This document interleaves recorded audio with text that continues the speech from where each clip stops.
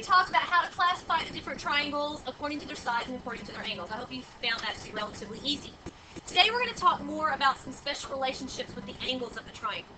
And our first theorem is called the angle-sum theorem. And I'm pretty sure most of you know this, you just don't know it's called the angle-sum theorem. But it says that the sum of the measures of the angles of a triangle is 180 degrees. How many of you do that? Okay, good. Here's a little visual I think is kind of cool.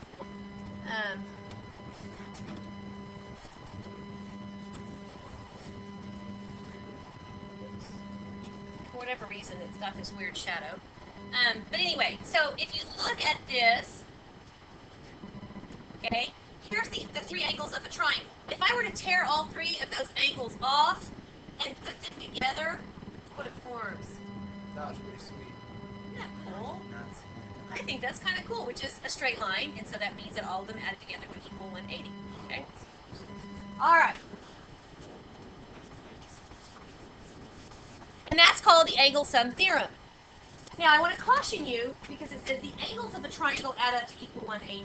What do the sides of a triangle add up to equal?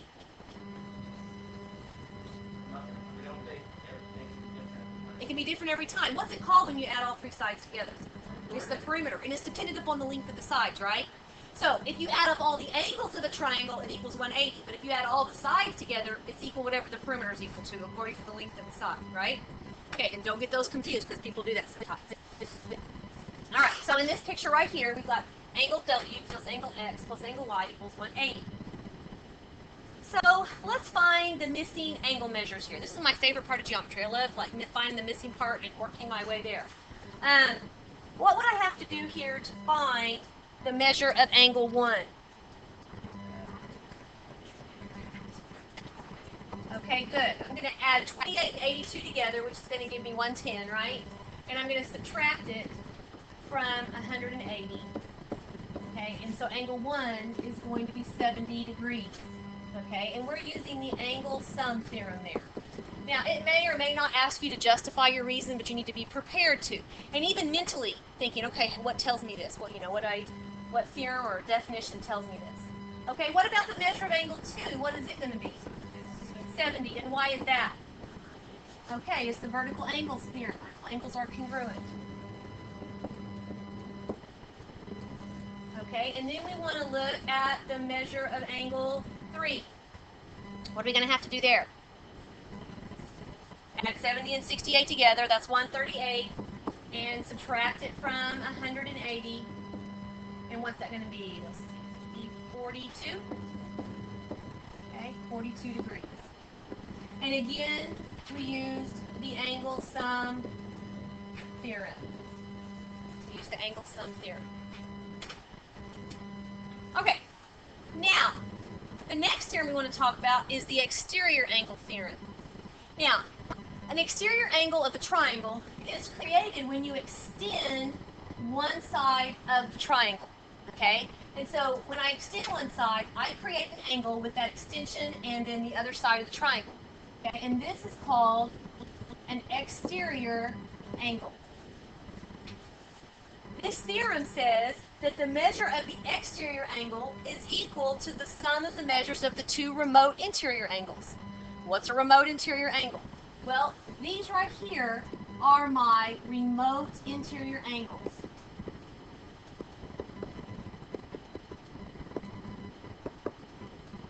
Now, if something is in a remote location, that means it's away from. So it's the two interior angles that are away from and not adjacent to the exterior angle. Okay? So it's the two that are not adjacent to it. They're remote. They're in a remote location away from it. So this angle 1 here is equal to the measure of angle A plus the measure of angle B. Okay? That's the exterior angle theorem. Now, I want to prove this theorem to you. Remember, every theorem and every corollary has a proof. Okay? And so we're going to prove this. And I'm going to show you a flow proof. Okay? Now, a flow proof is like a two-column proof. The organization of it is different. Okay? I'm not a huge fan of the flow proof, but I want you to see it and to understand it.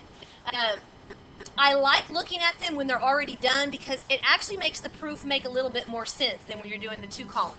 Okay? But it's a little daunting when you go to actually start setting it up. But we're going to be given this triangle ABC. And we want to prove that this angle 1 is equal to angle B plus angle A. That's what we're going to try to prove. All right. You still have statements and reasons, okay? Except for when you have a statement, instead of being in columns, they're in boxes with arrows, kind of like a flow chart. And so we're given triangle ABC. So we put that in a little box, and then we put the reason underneath it. It's given.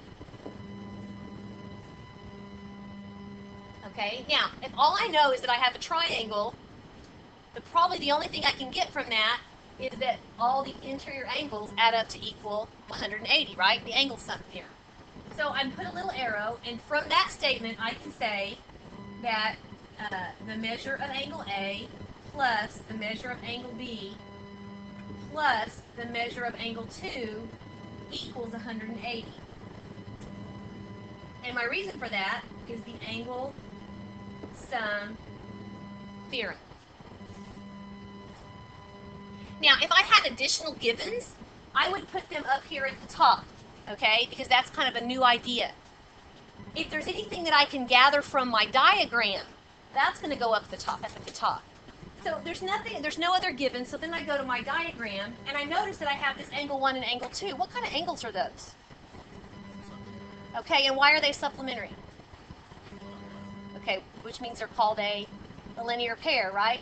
So my next step could be that angle 1 and angle 2 are a linear pair. And my reason would be the definition of a linear pair. And because they're a linear pair, I can say that they're supplementary. So I can say that angle 1 and angle 2 are supplementary. And what's my reason for that? The supplement theorem. If you have a linear pair, then they're supplementary by the supplement theorem. Okay, and what does it mean for them to be supplementary? What can I get from that? They add up to equal 180. So then I would say that the measure of angle 1 plus the measure of angle 2 equals 180. And what allows me to say that? Definition of supplementary angles.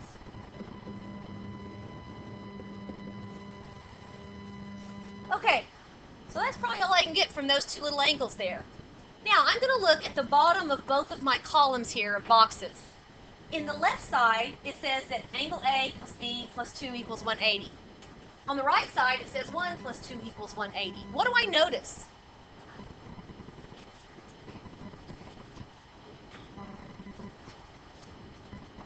Okay, indirectly, but what did you say, David? Okay, but here I've got these three angles equal to 180. Here I've got these two angles equal to 180. When I have two things that are equal to the same thing, what's true about those two things? They're equal to each other by substitution, right? They're both equal to 180. And since they're both equal to 180, I can set them equal to each other, okay? So I'm going to combine my arrow, and I'm going to say that the measure of angle A plus the measure of angle B plus the measure of angle 2 equals the measure of angle 1 plus the measure of angle 2. Okay, and that is substitution.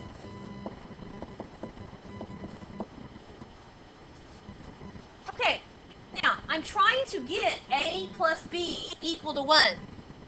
What can I do to this equation to help me achieve that? Huh? Transitive? Transitive is three congruent statements. Subtraction, right? In both of these, I have angle 2 added, don't I? So to get rid of that angle 2, I can subtract it, can I? So I'm going to do the measure of angle A plus the measure of angle B equals the measure of angle 1 by subtraction. Which in essence is what I'm trying to prove. Remember, this is what I was trying to prove. 1 equals B plus A. I have A plus B equals 1. What do I need to do? Not reflexive. Symmetric. Flip-flop it. If you have 2 equals X, then X equals 2. That's the symmetric property. So I'm going to flip-flop it here. And the measure of angle 1 equals the measure of angle A plus the measure of angle B. And that is the symmetric property. And so that is my flow proof. Now, you may have to do one or two of these. Some of them will be just filling in the blank, okay? But you really should try to just kind of look at it and see how it all works together to come up with the conclusion. I started out with my triangle, okay, then I said that all the angles equaled 180, right? Then I started out with the fact that I had a linear pair, and linear pairs are supplementary, and supplementary angles add up to equal 180. Here's the key step of putting it together. I had these three things equal to 180, and these two things equal to 180. So if they're both equal to 180, then the three things is equal to the two things, okay, by substitution. They're equal to the same thing, so they're equal to each other. And then I subtracted what they had in common, the angle 2, and then I was left with A plus B equals 1, and then I flip-flopped it using the symmetric property. Okay? All right, so that's the flow proof. Now let's work some problems. It wants us to find the measure of each numbered angle in the figure. Now, you may do this problem a little bit differently than me, and that's okay. We might all take a little bit different avenue, but as long as you come with the right answer, that's fine. All right, so I'm going to find angle 1 first, though, because I want you to recognize what's going on here. Okay? What is angle 1 in regard to my picture? Does it have a relationship with anything? Yes.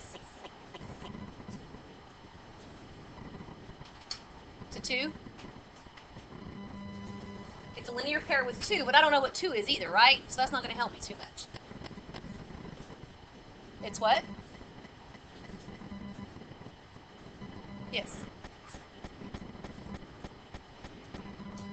Yes, but that's not going to help me because I don't have parallel lines. Okay, so angle 1 is an exterior angle, right? If I look at this right here, angle 1 is an exterior angle, yes? And we learned that your exterior angle is equal to the sum of your remote interior angles, correct? Okay, so that's how I'm going to start. So the measure of angle 1 is going to be 50 plus 78, which is what? 128. Okay, so this right here is 128. Now, Brennan, what did you tell me about 1 and 2? You said they were a what? They're a linear pair, right? Which means they equal 180 together. They're supplementary. So to find the measure of angle 2, I'm going to do 180 minus 128. What is that? 52? Okay. So this right here is 52. All right, now I know what path I would take next, but I'm going to let you choose what you want to do next, okay? And then I'm going to talk about my way, because you may not.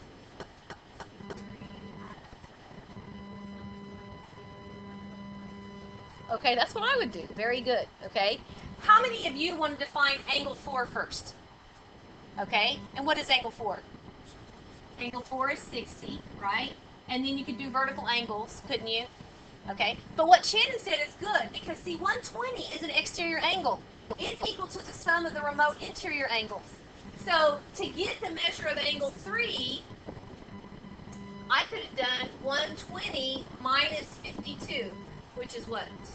68? Is that right? So it's 68.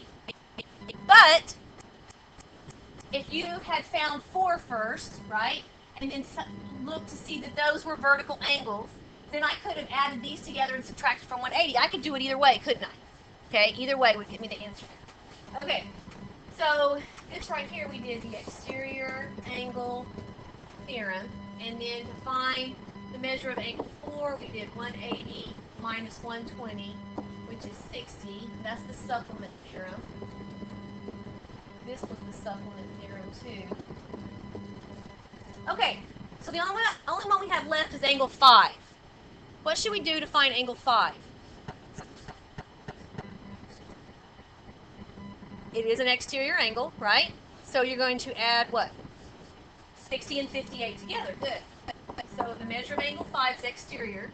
So if I add 60 and 56 together, that's what, 116? Okay, and so then angle 5 is 116, and that's the exterior angle theorem. Good. Isn't that fun? Don't you like just kind of working your way across and finding the little missing parts? Yes. If it doesn't say, you don't have to. But you know what? In your mind, you should be justifying it. Because if you're going to say that two things are equal or you're going to add something together, there should be a reason going on in there that's telling you why you can do that. Okay? Because you don't want to make a wrong connection. Okay? All right, here's another one. Find angle JKL in the triangle below. This right here is JKL. What kind of angle is JKL? It's an exterior angle, and we know that exterior angles are...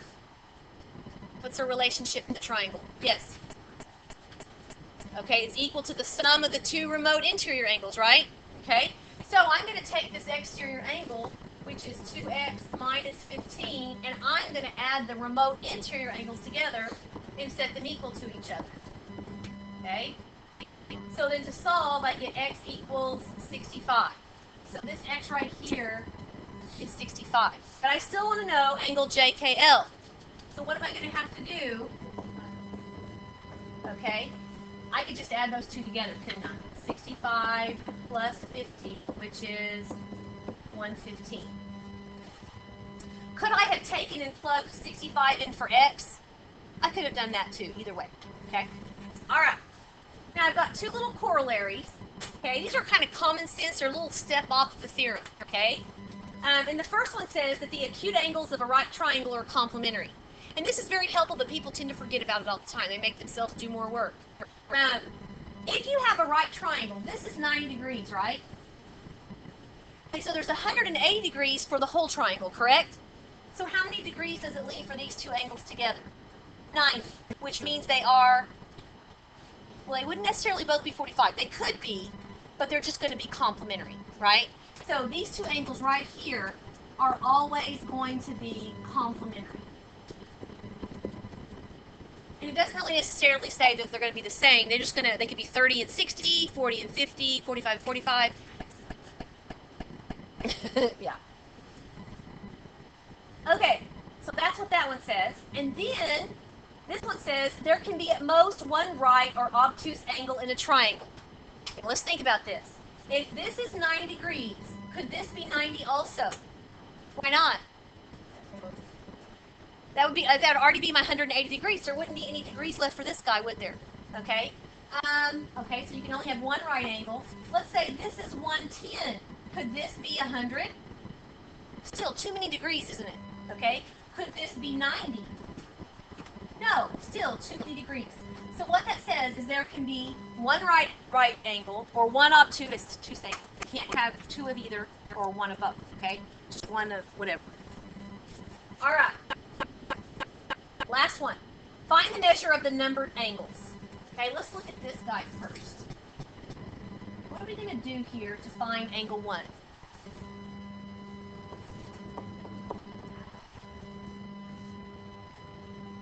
Okay, I could do that. You're right. And I would get the answer correctly.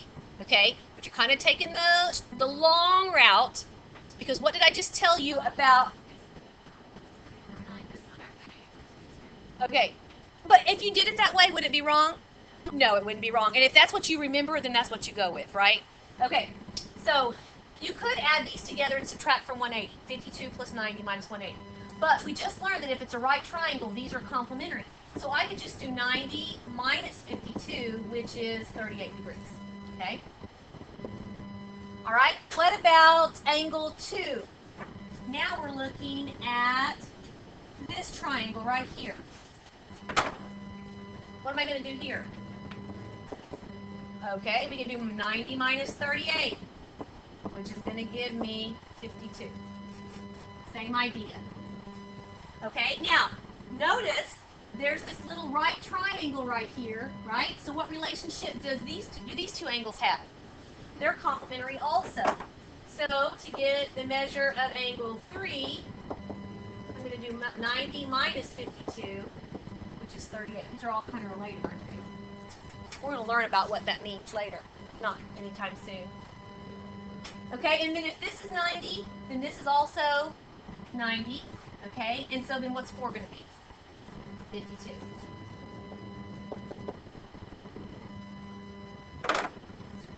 Okay, so real quickly, we learned that if you add all the angles of a triangle together, what do you get?